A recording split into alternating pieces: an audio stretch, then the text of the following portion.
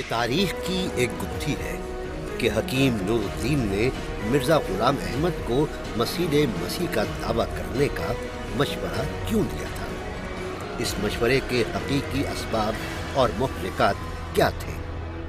क्या हकीम साहब के पेश नज़र भी शोहरत और दौलत का हुसूल था या इसके पीछे हुकूमत वक्त का कोई इशारा था।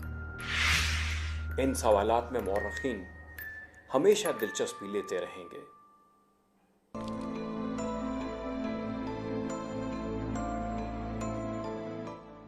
अगरचे अपने इस खत में तो मिर्जा साहब ने दावे की तजवीज़ को बाज़ाहिर रद्द किया और एक आजिज़ी का इजहार किया, लेकिन मालूम होता है कि कुछ अरसे के बाद हकीम नूरुद्दीन की ये तजवीज़ उन्हें पसंद आई और बिलाखिर उन्होंने मसीह होने का दावा और ऐलान कर ही दिया।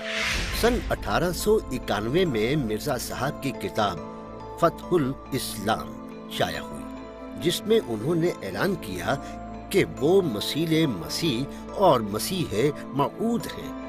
सन 1891 ही में उनकी दो और किताबें यानी तौज़ीह मराम और अज़ाले ओहाम शाया होती हैं, जिनमें इसी दावे को बार बार दोहराया गया। मसीह जो आने वाला था यही मिर्जा है। मिर्जा साहब ने तवातुर से ये बात कहना शुरू की कि अहादीस में जिन ईसा इब्ने मरियम की पेशगोई है वो महज एक इस्तारा है। मिर्जा साहब के बकौल ईसा इब्ने मरियम से मुराद है ऐसा शख्स जो उनके मिसल हो, यानी मसीह। और मिर्जा साहब कहते हैं वो दरअसल मैं ही हूं। सो इस आजिज़ को और बुजुर्गों की फितरती मुशाबत से अलावा हज़रत मसीह की फितरत से एक ख़ास मुशाबत है और इसी फितरती मुशाबत की वजह से मसीह के नाम पर ये आजिज़ भेजा गया। मिर्जा साहब ने मसीह और मसीह मऊद का दावा तो कर दिया, लेकिन इसके साथ ही कुछ मुश्किलात पैदा हो गई। अहादीस मुबारका में हजरत ईसा अलैहिस्सलाम की तशरीफ आवरी की कुछ तफसीलात भी आई हैं। जब मिर्जा साहब की तवज्जो इन अहादीस मुबारका की तरफ दिलाई गई तो उन्होंने निहायत अजीब व गरीब अंदाज में इन अहादीस मुबारका की तावील शुरू कर दी। हकीकत यह है कि अगर इन तावीलों को दुरुस्त तस्लीम कर लिया जाए तो ताबीर और तशरीह के सारे कवानीन तलपट हो जाए और ताबीर का फन एक मजाक बन जाए। पहला मसला तो ये दरपेश आया कि हजरत ईसा अलैहिस्सलाम का नुज़ूल दिमिश्क में होगा, जबकि मिर्जा साहब कादियान में हैं। दिमिश्क और कादियान के फर्क को अनपढ़ भी जानते हैं। अब मिर्जा साहब की तावील सुनिए। बस वाज़ेह हो कि दिमिश्क के लफ्ज़ की तावील में मेरे पर मिन जानिब अल्लाह ये ज़ाहिर किया गया है कि इस जगह ऐसे कस्बे का नाम दिमिश्क रखा गया है जिसमें ऐसे लोग रहते हैं जो यजीद तबा और यजीद पलीद की आदात और ख्यालात के पैरो हैं, जिनके दिलों में अल्लाह व रसूल की कुछ मोहब्बत नहीं और अहकाम इलाही की कुछ अजमत नहीं। दिमिश्क का लफ्ज़ मैं इस्तारा के तौर पर इस्तेमाल किया गया है। तब उसने मुझसे कहा कि ये लोग यजीद तबा हैं और यह कस्बा दिमिश्क के मुशाबे है। फिर अहादीस की रूह से दूसरा इल्मी एतराज ये पैदा हुआ कि अहादीस में आया है कि जिस वक्त हजरत ईसा अलैहिस्सलाम नुज़ूल फरमाएंगे उन पर 2 जर्द चादरें होंगी। मिर्जा इसके जवाब में कहते हैं, मैं एक दाइमन मर्द आदमी हूँ और वो 2 जर्द चादरें जिनके बारे में हदीसों में जिक्र आया है कि इन 2 चादरों में मसीह नाज़िल होंगे, वो 2 जर्द चादरें मेरे शामिल हाल हैं, जिनकी ताबीर इनमें ताबीर रोया की रूह से वो बीमारियां हैं।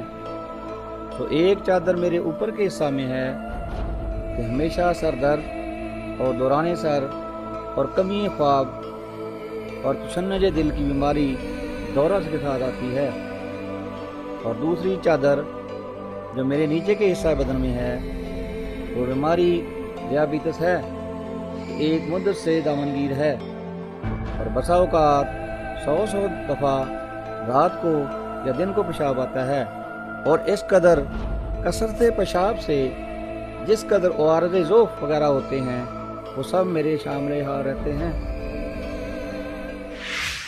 تیسرا مسئلہ احادیث میں مذکور دمشق کا مینار شرقی تھا، جس پر حضرت مسیح علیہ السلام کا نزول ہوگا۔ یہاں مرزا غلام احمد نے دمشق کے لفظ کی طرح اس کی تعویل کی زحمت برداشت کرنے کی بجائے یہی مناسب جانا کہ قادیان کے مشرقی حصے میں ایک مینار ہی تعمیر کر دیا جائے۔ انہوں نے سن 1900 میں اس بات کا فیصلہ کیا اور حسب معمول مینار کی تعمیر کے لیے چندہ شروع کر دیا، لوگوں کو ترغیب دی اور 1902 میں اس مینارے کا سنگ بنیاد بھی رکھ دیا۔ اگرچہ اس مینارے کی تکمیل ان کی زندگی میں نہ ہو سکی۔ پھر ایک مسئلہ یہ بھی تھا کہ احادیث میں جس مسیح علیہ السلام کی دوبارہ آمد کی اطلاع دی گئی ہے اس کے بارے میں تواتر کے ساتھ 2 ٹوک لفظوں میں یہ تشریح کر دی گئی ہے کہ وہ وہی مسیح علیہ السلام ہوں گے جو حضرت مریم علیہ السلام کے بیٹے ہیں۔ مرزا صاحب نے شروع میں تو ان احادیث کی تعویل اس طرح کی کہ یہاں مسیح کا لفظ مجاز اور استعارہ ہے، نہ کہ حقیقی معنوں میں، لیکن اس تشریح سے لگتا ہے کہ وہ خود بھی مطمئن نہ ہوئے، کیونکہ حقائق تو بہرحال یہی تھے کہ وہ چراغ بی بی کے بیٹے ہیں، نہ کہ حضرت مریم علیہ السلام کے۔ چنانچہ اپنی کتاب کشتی نوح میں لکھتے ہیں، وہ خدا نے براہین احمدیہ کے تیسرے حصہ میں میرا نام مریم رکھا، پھر 2 برس تک صفت مریمیت میں نے پرورش پائی اور پردہ میں نشو و نما پاتا رہا۔ پھر جب اس پر 2 برس گزر گئے تو مریم کی طرح عیسیٰ کی روح مجھ میں نفخ کی گئی اور استعارہ کے رنگ میں مجھے حاملہ ٹھہرایا گیا، اور آخر کئی مہینے کے بعد، جو 10 مہینے سے زیادہ نہیں، بدریہ الہام کے مجھے مریم سے عیسیٰ بنایا گیا، بس اس طور سے میں ابن مریم ٹھہرا۔ اس طرح مرزا صاحب مسیح مسیح سے جمپ لگا کر مسیح ابن مریم بن گئے، لیکن ان تمام دعووں کے باوجود سن 1900 تک مرزا صاحب ختم نبوت کے عقیدے پر قائم دکھائی دیتے ہیں۔ وہ صاف لفظوں میں لکھتے ہیں، ہمیں محمد کے بعد کسی نبی کی حاجت نہیں، بھلا یہ مجھ سے ہو سکتا ہے کہ نبوت کا دعویٰ کر کے کافر بنوں؟ اگرچہ نبی اور رسول بننے کی طرف مرزا صاحب کا میلان سن 1900 سے پہلے بھی ملتا ہے، لیکن ساتھ ہی وہ یہ وضاحت بھی کر دیتے ہیں کہ یہ الفاظ وہ استعارے کے طور پر استعمال کر رہے ہیں، نہ کہ شرعی اصطلاح کے طور پر۔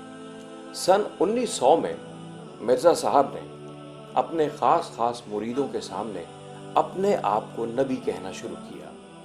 مرزا صاحب کی زندگی کے غیر جانبدار مطالعے سے یہ پتہ چلتا ہے کہ ان کے اعلانات اور دعووں میں ایک تدریج ہے، وہ ایک منصوبے کے تحت آگے بڑھ رہے تھے۔ مناظر اسلام سے خدا کا رسول بننے کے اس سفر میں وہ اطمینان کر لینا چاہتے تھے کہ کیا لوگوں کی عقیدت اس درجے تک پہنچ گئی ہے کہ وہ ان کے نئے دعوے کو قبول کر سکیں۔ مرزا صاحب کے خیال میں یہ وقت آ چکا تھا، چنانچہ انہوں نے بہت واضح انداز میں نبوت کا دعویٰ کرنا شروع کیا۔ انہوں نے 1902 میں ایک رسالہ تحفۃ الندوہ کے نام سے لکھا۔ اس رسالے میں لکھتے ہیں، بس جیسا کہ میں نے بار بار بیان کر دیا ہے کہ یہ کلام جو میں سناتا ہوں یہ قطعی اور یقینی طور پر خدا کا کلام ہے، جیسا کہ قرآن اور تورات خدا کا کلام ہے، اور میں خدا کا ذلی اور بروزی طور پر نبی ہوں، اور ہر ایک مسلمان کو دینی امور میں میری اطاعت واجب ہے، اور ہر ایک جس کو میری تبلیغ پہنچ گئی ہے گو وہ مسلمان ہے، مگر مجھے اپنا حکم نہیں ٹھہراتا اور نہ مجھے مسیح موعود مانتا ہے، اور نہ میری وحی کو خدا کی طرف سے جانتا ہے، وہ آسمان پر قابل مواخذہ ہے۔ مرزا صاحب حالات و واقعات کے مطابق اپنے دعووں میں ترمیم بھی کرتے رہتے تھے۔ جب ختم نبوت کے حوالے سے ان پر اعتراض کیا گیا تو انہوں نے کہا کہ وہ مستقل نبی نہیں بلکہ امتی نبی ہیں۔ جیسے شاعری میں ایک اصطلاح ہوتی ہے شدر غربا، دو انمل چیزوں کو جوڑ دیا جائے، یا تو نبی ہوگا یا امتی ہوگا۔ امتی نبی کا مطلب ہوا کہ میں پرندہ انسان ہوں، میں اندھا بینا ہوں، میں بہرا شنوا ہوں۔ یہ کیا مطلب ہوا ان چیزوں؟ یہی ہے، یہ سب چیزیں عبرت دلاتی ہیں کہ حق سے انحراف کس طرح عقل کو خبط کر دیتا ہے۔ ہمیں یہ بات ضرور ذہن میں رکھنی چاہیے کہ پیغمبر اصل میں ملت کی اساس ہوتا ہے۔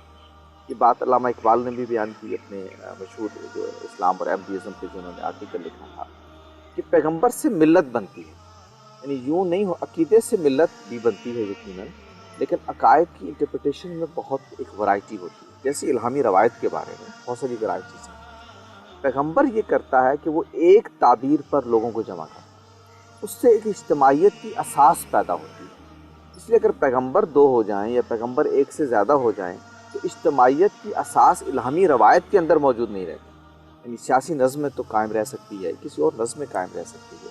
جب ہم الہامی روایت میں کسی اجتماعیت کے لیے اساس کو تلاش کرتے ہیں تو پیغمبر کے وجود کے سوا ہمیں کوئی اساس نہیں ہے۔ اس لیے جیسے ہی ہم اپنے پیغمبر کو جدا کرتے ہیں، اس کا لازمی نتیجہ ہے، ہم چاہیں یا نہ چاہیں، ہم ایک نئی ملت کی بنیاد رکھ رہے ہیں۔ جب کوئی آدمی یہ دعویٰ کرتا ہے کہ میں پیغمبر ہوں تو یہ واضح ہے کہ وہ اصل میں ایک نئی مذہبی اجتماعیت کی بنیاد رکھ رہا ہے۔ وہ چاہے یا نہ چاہے، وہ جو بات کہتا رہے، وہ کہتا رہے کہ میں کوئی بروزی پیغمبر ہوں، یہ کہتا رہے کہ میں کوئی ذلی پیغمبر ہوں، لیکن یہ بات واضح ہے کہ جیسے ہی وہ اپنے آپ کو پیغمبر ڈکلیئر کرتا ہے، اس کے بعد یہ متعین ہو جاتا ہے کہ اب ایک نئی ملت کی بنیاد رکھ دی گئی۔ تو رسالت مآب صلی اللہ علیہ وسلم نے وہ اجتماعیت کی اساس فراہم کی۔ اب یہ تو ہو سکتا ہے جیسے انہوں نے خود فرمایا اس کی تجدید اور احیاء کا کام ہوتا رہے۔ یہ تو ہوگا کہ علماء آتے رہیں گے، فقہاء آتے رہیں گے، اہل علم اٹھتے رہیں گے جو اس دین کی تعبیر و تشریح کرتے رہیں گے، لیکن یہ تعبیر و تشریح کسی دعوے کے ساتھ نہیں ہوگی۔ یعنی اس تعبیر اور تشریح کا مطلب یہ ہے کہ ہم نے جیسے اللہ کی کتاب کو سمجھا، ہم نے جیسے اللہ کے پیغمبر صلی اللہ علیہ وسلم کی سنت اور دین کو سمجھا، ان کے بیان کرتا، ہم اس کو بیان کر رہے ہیں۔ اس میں اپنے طور پر وہ کوئی بات اضافہ نہیں کرتے، اور دوسری بات ہے کہ جو کچھ وہ کہتے ہیں وہ اس اسلوب میں کہتے ہیں کہ ہم جو کہہ رہے ہیں یہ ہماری تفہیم ہے۔ ہمارے قدیم آپ سارے اسلاف کے لٹریچر کو اٹھائیے، ان کی کتب کے آخر میں ایک جملہ آپ کو ملے گا، اور وہ ایک بات کہتے ہیں، ھذا ما ہندی واللہ عالم بالصواب۔ ہم نے جیسے سمجھا ہم نے بیان کر دیا، ہمارا کوئی دعویٰ نہیں ہے، صحیح بات کیا ہے یہ اللہ کے سوا کوئی نہیں جانتا۔ پیغمبر جو ہوتا ہے وہ دعوے کے ساتھ کھڑا ہوتا ہے، بات یاد رکھنی کی ہے۔ پیغمبر دلیل کے ساتھ بعد میں کھڑا ہوتا ہے، دعوے کے ساتھ پہلے کھڑا ہوتا ہے۔ وہ دعوے کے حق میں دلیل فراہم کرتا ہے، لیکن دلیل اساس نہیں ہوتی اس کے مقدمے کی، اس کے مقدمے کی اساس دعویٰ ہوتا ہے۔ عام عالم جب گفتگو کرتا ہے تو وہ اپنے مقدمے کی اساس دعوے پر نہیں رکھتا، اپنی دلیل پر رکھتا ہے، اپنے استدلال پر رکھتا ہے۔ یہ فرق ہوتا ہے۔ تو ملت کے اندر مجددین پیدا ہوتے رہیں گے، احیاء کرتے رہیں گے دین کا، لیکن وہ دعوے پر نہیں کھڑے ہوں گے، وہ پھر دلیل پر کھڑے ہیں، اور آپ کے پاس یہ حق ہوتا ہے کہ اس دلیل کو قبول کرے، آپ کے پاس حق ہوتا ہے کہ اس کو رد کرے۔ ذلی کی کیا ضرورت ہے؟ اگر میرے پاس اصل کی گائیڈنس موجود ہے تو مجھے ثانوی کی کیا ضرورت ہے؟ اس کی ضرورت نہیں۔ اور پھر ریلیجن کا یہ کریکٹر نہیں ہے کہ ڈیفینیٹ لائنز لگانے کے بعد بلرڈ لائنز سے سہارا لے کر بات کو کرے۔ جب ایک ڈیفینیٹ پوزیشن آ گئی پروفٹ کی کہ وہ نبی تھے، رسول تھے، اللہ کی طرف سے بھیجے گئے تھے، قرآن نے کہا، انہوں نے کہا، دنیا نے گواہی دی، اور ہسٹوریکل ڈائلیکٹسزم سے بھی یہ بات نکلتی ہے کہ وہ اسی لائن کے آدمی ہیں، پھر بلرڈ لائنز کا سہارا لینے کی ضرورت کیوں ہے؟ کیا الٹی گنگا بلرڈ لائنوں سے چلتے ہوئے کلیئرٹی کی طرف تو جایا جا سکتا ہے، کلیئر لائنوں سے چلتے ہوئے بلرڈ لائن کی طرف آنا آپ الٹا چلانا چاہتے ہیں۔ It doesn't make sense۔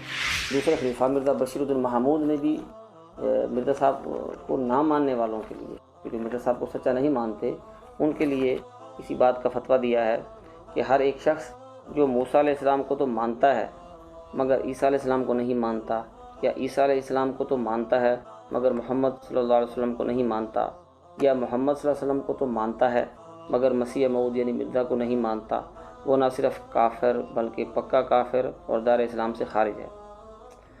اب یہ حوالہ واضح طور پر اس بات کو واضح کرتا ہے کہ مرزا صاحب کو ذلی بروزی صرف نبی نہیں مانتے، یہ تمام احمدی حضرات موسیٰ علیہ السلام کی طرح، عیسیٰ علیہ السلام کی طرح اور محمد رسول اللہ صلی اللہ علیہ وسلم کی طرح نبی مانتے ہیں۔ اگر ایسی بات نہ ہوتی تو پھر نہ ماننے والے کو کفر کا فتویٰ ان کے بارے میں نہ دیا جاتا کہ وہ کافر ہیں۔ پھر وہ کہنے لگے کہ وہ دراصل غیر تشریعی نبی ہیں، یعنی وہ نبی تو ہیں لیکن نئی شریعت لے کر نہیں آئے۔ لیکن ان کی تصانیف سے یہ بھی ثابت ہوتا ہے کہ وہ اپنے آپ کو مستقل صاحب شریعت نبی مانتے تھے۔ انہوں نے اپنی کتاب 40 میں تشریعی یا صاحب شریعت نبی کی تعریف کی ہے کہ جس کی وحی میں امر نہیں ہو، یعنی وہ کسی کام کے کرنے کا حکم دے اور کسی بات سے منع کرے۔ وہ مزید لکھتے ہیں کہ صاحب شریعت نبی کے لیے یہ ضروری نہیں کہ وہ نئے احکام لائے، اگر وہ گزشتہ نبی کے امر و نہی کو جاری کرے تو وہ بھی صاحب شریعت نبی ہے۔ پھر وہ صاف دعویٰ کرتے ہیں کہ وہ اس تعریف کی روح سے صاحب شریعت نبی ہیں۔ وہ لکھتے ہیں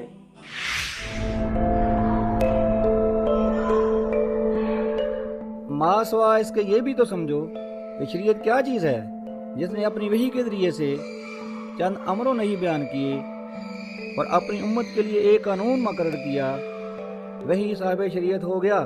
بس اس تعریف کی روح سے بھی ہمارے مخالف ملزم ہیں، کیونکہ میری وحی میں امر بھی ہیں اور نہیں بھی۔ چنانچہ جہاد جیسے منصوص قرآنی حکم اور جس کے متعلق حدیث ہے الجہاد ماضٍ الی یوم القیامہ کی ممانعت کرنا اور اس کو منسوخ قرار دینا اس بات کا ثبوت ہے کہ وہ اپنے آپ کو مستقل صاحب شریعت نبی سمجھتے تھے۔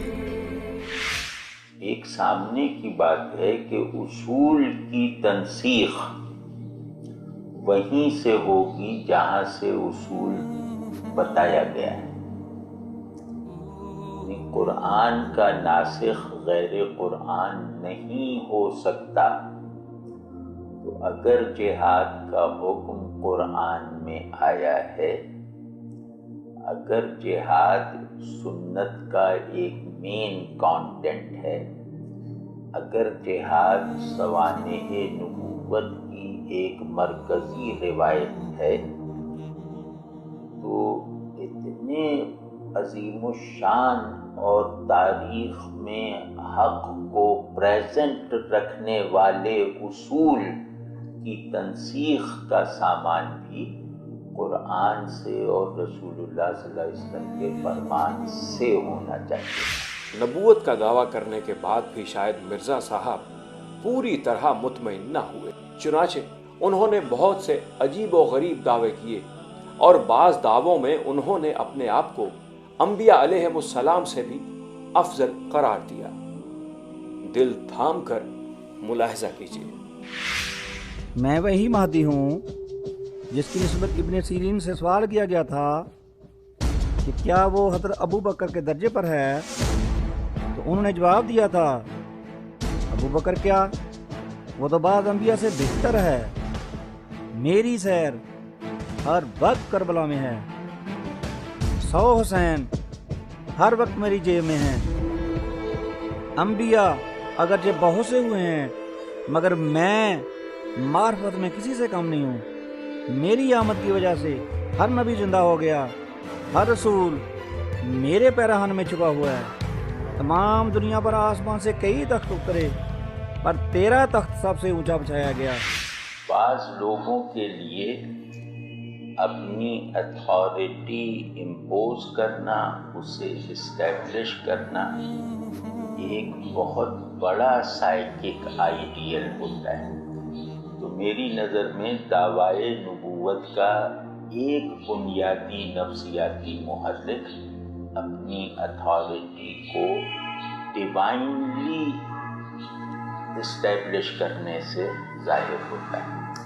تو مرزا غلام احمد صاحب کے بارے میں یہ بات مطلب تجزیے کے نتیجے کے طور پہ کہہ رہا ہوں، کسی مذہبی جذباتیت سے نہیں، کہ وہ بہت سارے نفسیاتی مسائل کا شکار تھے اور اپنی جاہ کو اسٹیبلش کرنے کے لیے، اپنی مرکزیت کے قیام کے لیے وہ بڑی سے بڑی قیمت دے سکتے تھے، وہ قیمت چاہے خدا، قرآن اور رسول ہی کیوں نہ ہو۔ یہ بات میں ان کے لٹریچر کے تجزیے سے پہنچا اور ان کے اندر نفسیاتی توازن اور ذہنی گہرائی کی بہت شدید کمی تھی۔ غلام احمد صاحب کی حب جاہ کا یہ عالم ہے کہ انہوں نے آخر الانبیاء خود کو بنا رکھا ہے۔ اب یہ الاؤ نہیں کرتے کہ ان کے بعد کوئی دعویٰ نبوت کرے، اور وہ عجیب طرح کی مطلب فیلیسیز کے ذریعے سے اپنا آخر الانبیاء ہونا انہوں نے اپنے ماننے والوں کو باور کروایا۔ میرا قدم اس منارے پر ہے جہاں تمام بلندیاں ختم ہیں۔ تعلق کی تمام انواع کو جوہر تواضع پر نبھانا اور چلانا یہ اخلاق ہے۔ یعنی جو آدمی جوہر تواضع اور مادہ انکسار سے عاری ہو، اس کے اندر اخلاق کے دیگر مظاہر اگر دکھائی بھی دیں تو وہ ناقابل اعتبار ہیں۔ یہ مطلب مسلمہ ہے اخلاق کے بارے میں۔ اخلاق نام ہے ہیوملٹی سے پیدا ہونے والے درخت کا، جس کے مختلف پھل ہیں، ان کے الگ الگ نام ہیں، لیکن یہ درخت جس بیج سے اگتا ہے وہ بیج ہے انکسار، تواضع، اپنے آپ کو بڑا نہ جاننا دوسرے کے مقابلے میں۔ تو تواضع ہی اصل میں ملکہ اخلاق ہے۔ اس پہلو سے بھی اگر مرزا صاحب کی شخصیت کا تجزیہ کیا جائے تو ان کے ہاں جو چیز سب سے زیادہ غائب نظر آتی ہے وہ یہ تواضع ہے۔ وہ جہاں اللہ کے آگے بھی انکسار اختیار کرتے دکھائی دیتے ہیں تو وہ انکسار بھی مصنوعی لگتا ہے۔ مثلا ایک جگہ کہتے ہیں کہ اللہ جوہر شناس ہے، جبھی تو میرے پاس لوگوں کو بھیجتا ہے۔ تو اللہ کو جوہر شناس کہنا، اللہ کو بہت ہی ابتدائی درجے پر جاننے اور ماننے والے کی زبان سے نہیں نکل سکتا۔ یا تو وہ جوہر شناس کی ترکیب کا مطلب نہیں جانتا، اور یا وہ اللہ کو نہیں جانتا۔ مطلب اس طرح کے بہت سارے بلنڈرز ان میں بھرے ہوئے۔ اس کے لیے چاند کا گرہن ظاہر ہوا اور میرے لیے چاند اور سورج دونوں کا۔ اب کیا تو انکار کرے گا؟ اگر تو نہ ہوتا تو میں زمین اور آسمان کو پیدا ہی نہ کرتا۔ میں آدم ہوں، میں شیس ہوں، میں نوح ہوں، میں ابراہیم ہوں، میں اسحاق ہوں، میں اسماعیل ہوں، میں یعقوب ہوں، میں یوسف ہوں، میں موسیٰ ہوں، میں داؤد ہوں، میں عیسیٰ ہوں، اور آن حضرت کے نام کا مظہر اتم ہوں، یعنی ذلی طور پر میں محمد اور احمد ہوں، میں زندہ علی ہوں۔ خدا تعالیٰ نے میرا نام ذوالقرنین بھی رکھا ہے۔ خدا نے بار بار میرے پر ظاہر کیا ہے کہ جو کرشن آخری زمانہ میں ظاہر ہونے والا تھا وہ تو ہی ہے، آریوں کا بادشاہ۔ میں حجر اسود ہوں۔ خدا نے اپنے الہام میں میرا نام بیت اللہ بھی رکھا ہے۔ خدا نے مجھ سے فرمایا، اے مرزا، خدا تیرے ساتھ ہے، تو جہاں کھڑا ہوتا ہے خدا بھی وہاں کھڑا ہوتا ہے۔ میں نے خواب میں دیکھا کہ میں خدا ہوں، اور میں نے یقین کر لیا کہ وہ میں ہی ہوں۔ میرے خیال میں ان دعووں کے نفسیاتی محرکات زیادہ ہیں۔ رسول اللہ صلی اللہ علیہ وسلم کے بعد جو مدعیان نبوت پیدا ہوئے، وہ میں ذرا سا سخت لفظ استعمال کروں تو یہ کہنے کی مجھے اجازت دیجیے کہ وہ مذہبی ذہن کے حامل لوگ نہیں تھے، وہ خدا پرستی کے خمیر سے بنے ہوئے لوگ نہیں تھے۔ ان کے کچھ مقاصد تھے اس دعوے کے پیچھے، جو مقاصد بہت دن تک اوجھل نہیں رہے۔ تو وہ مقاصد یعنی ذاتی مقاصد تھے، اور دوسرے یہ کہ اس کا محرک نفسیاتی ہوتا ہے۔ اس کا محرک علمی نہیں تھا، روحانی نہیں تھا، دینی نہیں تھا۔ یہ تو ہو سکتا ہے کوئی آدمی دینیات میں غلطی کر جائے، اس دین کو سنجیدگی اور سچائی سے مانتے ہوئے بھی وہ غلطی کر جائے، اور وہ غلطی بڑی بھی ہو سکتی، چھوٹی بھی ہو سکتی، لیکن اس دینی روایت میں چلنے کا دعویٰ رکھنے والے کسی شخص کے ذہن میں اس غلط فہمی کا، اس کے ارادے میں اس غلط روی کا، اس کی طبیعت میں اس غلط خواہی کا سرے سے کوئی امکان ہی نہیں ہے کہ رسول اللہ صلی اللہ علیہ وسلم ہر لحاظ سے آخری نبی نہیں تھے۔ کہ آپ صلی اللہ علیہ وسلم کا آخری نبی ہونا مسلمانوں کا توحید جیسا مرکز ہے۔ مسلم امہ کا دائرہ جس مرکزی نقطے کے گرد بنا ہوا ہے، وہ مرکزی نقطہ ختم نبوت ہے۔ مسلم امہ کو اپنی تشکیل کا کوئی بھی سبب نہیں دریافت ہو سکتا ختم نبوت سے دستبردار ہو کر۔ حتیٰ کہ ہم ختم نبوت کی جگہ اگر توحید باری تعالیٰ کو بھی رکھتے ہیں تو یہ دائرہ ٹوٹ جائے گا۔ ہمارے دائرے کو مکمل، محکم اور مستقل کرنے والا مرکز عقیدہ ختم نبوت ہے۔ جو شخص بھی مسلمان ہونے کے ادعا کے ساتھ ایسا کوئی دعویٰ کر رہا ہے تو اس میں اسے غلط فہمی کا لائسنس نہیں ملے گا، کیونکہ یہ غلطی نیچرل نہیں ہے۔ یہ غلطی نماز اور وضو کے مسائل یا توحید کے دلائل میں ہونے والی غلطی نہیں۔ یہ تو ہو سکتا ہے کہ میں توحید پہ دلیلیں دوں، اس میں سبھی غلط ہوں۔ یہ ہو سکتا ہے کہ میں رسالت پہ آرگو کروں اور میرا آرگومنٹ ہی بے اثر اور غلط ہو، لیکن اس سے میرا توحید اور رسالت کے ساتھ تعلق مشتبہ نہیں ہوتا، چیلنج نہیں ہوتا، نگیٹ نہیں ہوتا۔ میں اسی روایت توحید و رسالت کے ایک ماننے والے کے طور پر موجود رہنے کا جواز رکھتا ہوں۔ مجھے کوئی اس دائرے سے نکال نہیں سکتا اتنی بڑی غلطیوں کے باوجود۔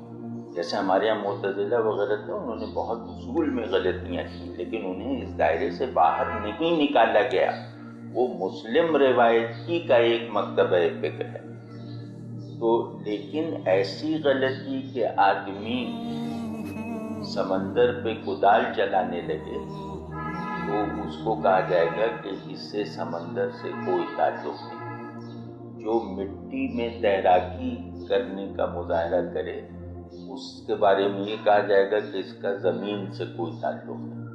اسی طرح جو اسلام میں ختم نبوت کے مسلمے میں کوئی گنجائش نکالنے کی کوشش کرے تو اس کے بارے میں یہ کہنا بھی اتنا ہی فطری ہے کہ اس کا اسلام سے کوئی تعلق نہیں، نہ ذہنی نہ ذوقی۔ ان بلند و باند دعووں کے ساتھ مرزا صاحب پوری امت مسلمہ کو جو انہیں تسلیم نہیں کرتی کافر قرار دینے لگے۔ مجھے الہام ہوا ہے کہ جو شخص تیری پیروی نہیں کرے گا اور تیری بیعت میں داخل نہیں ہوگا، وہ خدا اس کے رسول کی نافرمانی کرنے والا جہنمی ہوگا۔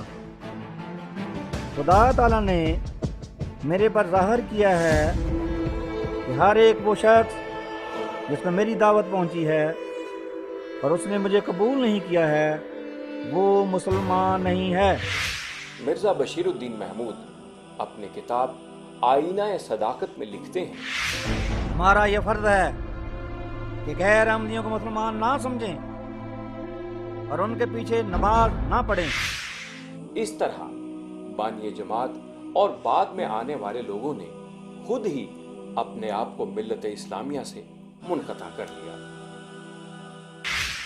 دیکھیں جی، پاکستان جب بنا تھا تو انہوں نے اپنے آپ کو مسلمانوں سے ایک الگ، وہ تو کہتے ہیں جی ہمیں الگ کیا گیا، انہوں نے خود ابتدا ہی اس بات سے کی، انہوں نے کہا جی ہم ایک الگ مذہب ہے، اور انہوں نے اپنے آفیسرز کے نام بھی لسٹ باؤنڈری کمیشن کو دیے اور اس میں آرم سروسز کے اندر بھی جو ان کے لوگ تھے، سول سروس کے اندر لوگ تھے، جو ان کی کمیونٹی کی تعداد تھی وہ بھی بڑھا چڑھا کر انہوں نے یہ بیان کی کہ جی ہم نہ ہندو ہیں نہ مسلمان ہیں، ہم ایک الگ مذہب ہیں۔ اور ان کے جو بڑے تھے بشیر الدین محمود صاحب، ان سے کسی نے پوچھا کہ اگر کوئی مسلمانوں میں سے کوئی مر جائے تو اس کے جنازے میں شریک ہونا، ان کا قتل نہیں۔ انہوں نے کہا جی اگر کوئی بچہ فوت ہو جائے جس کو بھی پتہ بھی نہ ہو کہ آپ نے کوئی اعلان کیا ہوا نبوت کا کہ نہیں، انہوں نے کہا کہ یہ مذہب کا معاملہ ہے، یہ سوشل ریلیشن شپ کا معاملہ نہیں ہے، وہ اس میں بھی آپ شریک نہیں ہو سکتے۔ اس قدر سختی، تو اس وجہ سے یہ انہوں نے اپنے آپ کو خود الگ کیا۔ قائد اعظم صاحب کا جنازہ، اس کی تصویریں موجود ہیں جس میں ساری دنیا جنازہ پڑھ رہی ہے، بانی پاکستان کا، جنہوں نے ان کو وزیر خارجہ رکھا تھا، اور یہ جو ہے ایک پتھر سا ہے اس کے اوپر بیٹھے ہوئے ہیں، وہ تصویر مجھے یاد ہے، بازو اوپر کیے ہوئے گرمی کی وجہ سے۔ تو بعد میں پریس والوں نے پوچھا ان سے کہ آپ جنازے میں شریک کیوں نہیں ہوئے؟ ان کا یہی سمجھ لیں کہ ایک اسلامی ملک کا میں غیر مسلم وزیر ہوں، یا ایک غیر مسلم ملک کا میں مسلمان وزیر ہوں، یعنی اگر وہ مسلمان ہے تو میں نہیں ہوں، اگر میں ہوں تو وہ نہیں ہے۔ اس لیے یعنی ایک تہذیبی سلسلے کے اندر ایک پرامن بقائے باہمی کے تحت غیر مسلم بھی جنازوں میں شریک ہو جاتے، کھڑے ہو جاتے ہیں، انہیں یہ بھی گوارا نہیں کیا۔